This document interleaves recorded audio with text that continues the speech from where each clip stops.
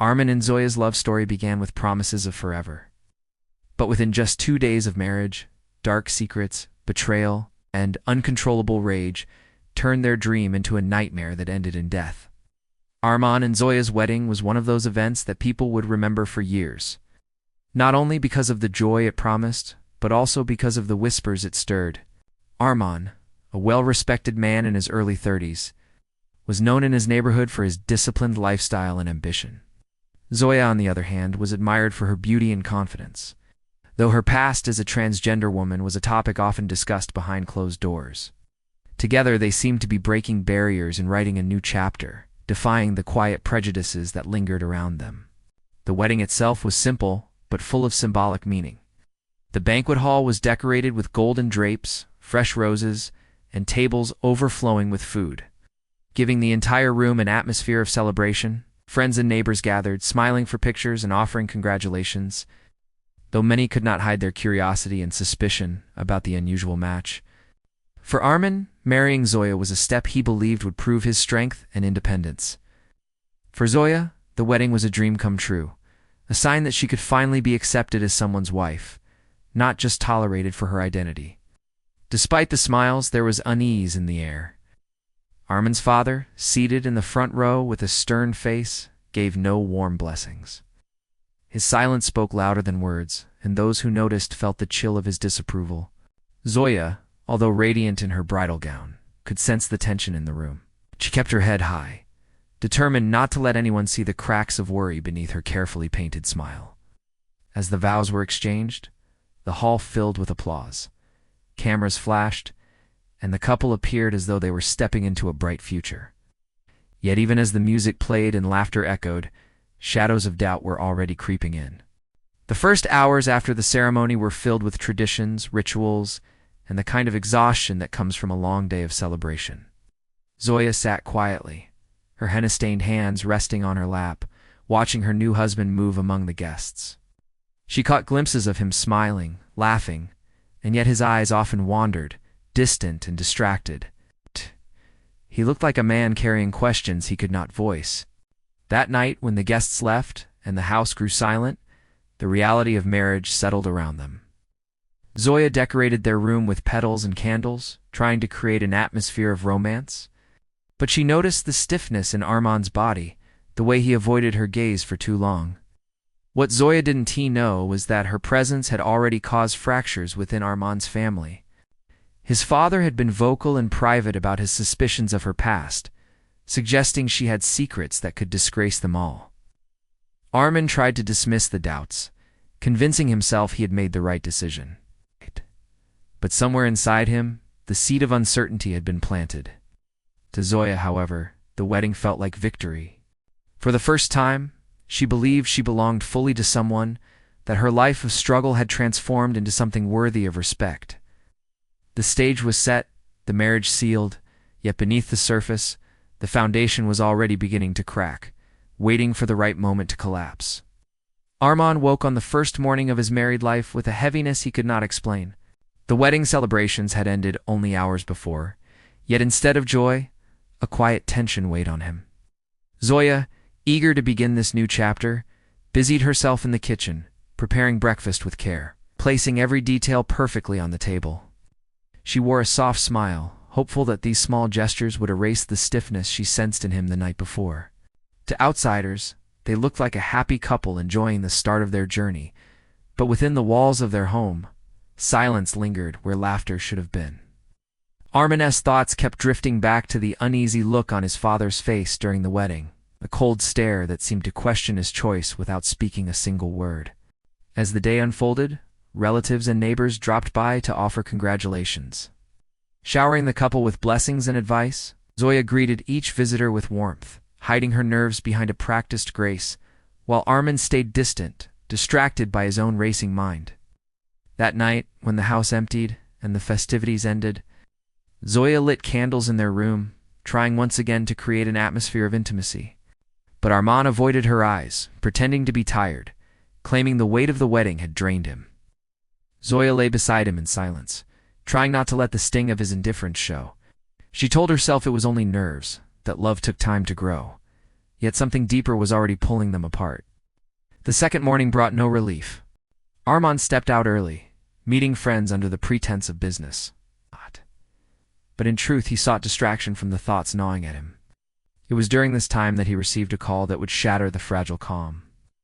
His father's voice, sharp and cold, cut through the air with accusations that seemed impossible to ignore. According to him, Zoya had not only deceived Armand, but had once shared a secret relationship with him.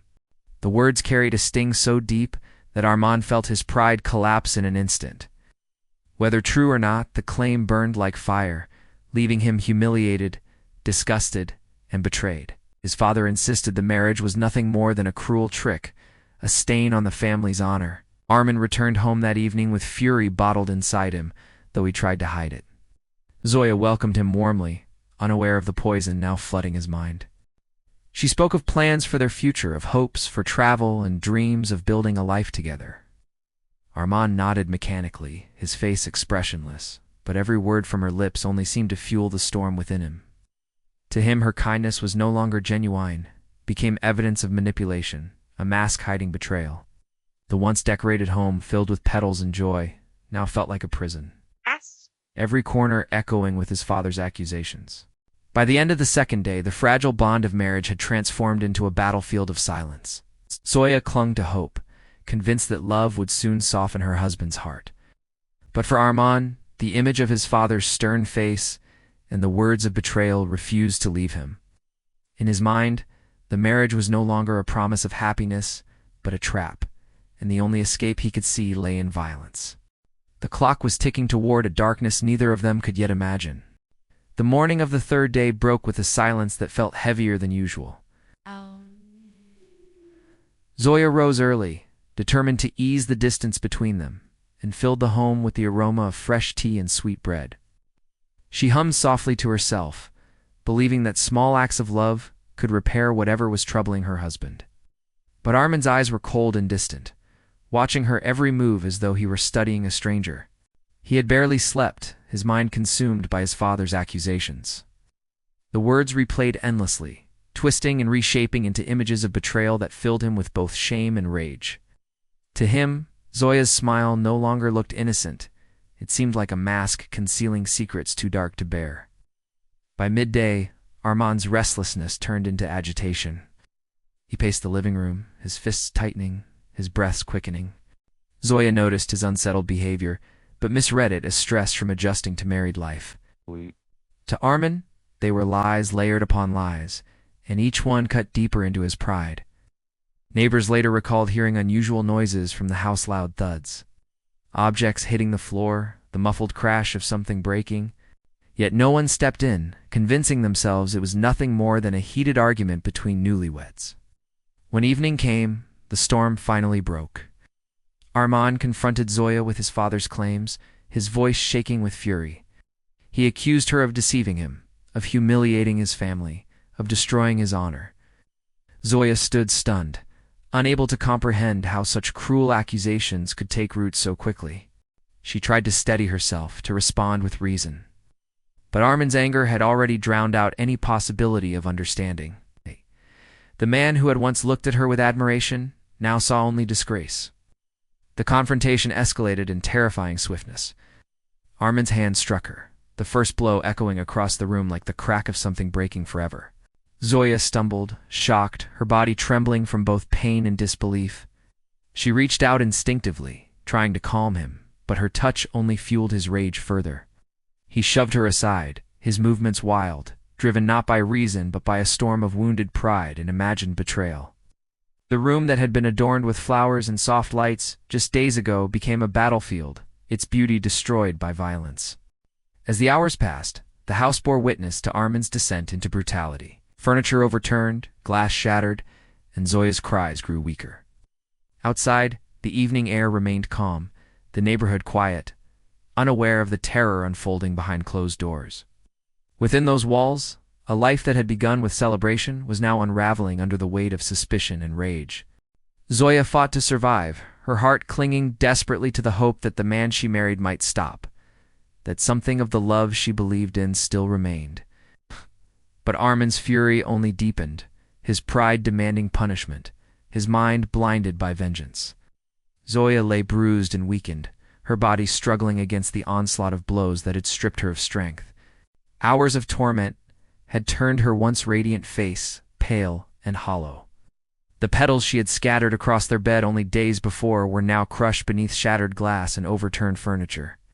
Every corner of the room bore the scars of Armand's rage blood smeared on the walls, broken frames on the floor, and the lingering echo of violence in the stillness of night. What had been a sanctuary for love was now a cage of despair. Armand stood over her, his chest heaving, his fists trembling from exhaustion as much as from fury. Yet his anger did not fade. It returned in waves, rising each time he remembered his father's words. Pride, once the foundation of his identity, now drove him to prove his dominance over the one he believed had humiliated him. He could not see Zoya as the partner who had embraced him with trust. Instead, he saw her as the embodiment of betrayal. His mind had been consumed by a poisonous lie, and in that delusion he found justification for cruelty. Zoya's voice grew faint, her pleas barely audible, though her eyes told a story of desperation. She longed for mercy, for even a fragment of the man she thought she had married. She had fought her entire life against prejudice, rejection, and cruelty. But she had not imagined that her final struggle would come from the person she trusted most. Each attempt to move, to rise from the floor, was met with another violent strike. Slowly, her resistance weakened, her body collapsing under the weight of relentless brutality. Outside, the neighborhood remained eerily calm. Few neighbors heard distant crashes and muffled cries, but dismissed them as marital quarrels, the kind they believed were not theirs to interfere in. The closed doors became barriers that hid the horror within. The world carried on, unaware that inside that house, a life was being extinguished. As the hours dragged on, Armand's rage began to shift into something darker. A cold detachment. He no longer struck out in fits of wild anger, but in deliberate acts, each one carried out with chilling precision. His eyes had lost all warmth, replaced by a vacant stare that revealed the depth of his dissent. Zoya's breaths became shallow, her movements slower, until her body could no longer fight back.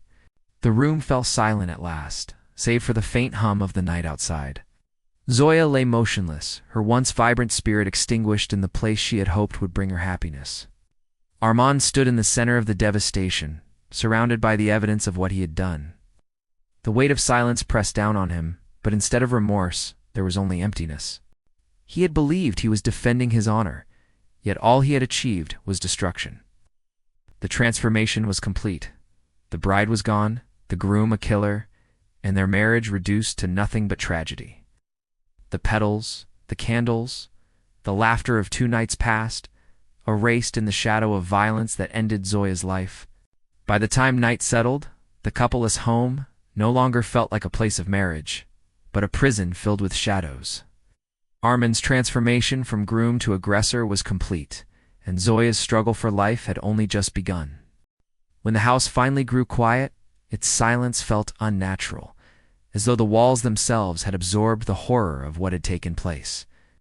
Hours later, the peace of the night was broken by the arrival of flashing lights. A neighbor, uneasy after hearing the commotion, had dialed the police anonymously, unsure of what they might find, but too disturbed to ignore the sounds any longer. Officers entered the home cautiously, their footsteps crunching over broken glass, their eyes scanning the chaos that spoke volumes before a single word was uttered.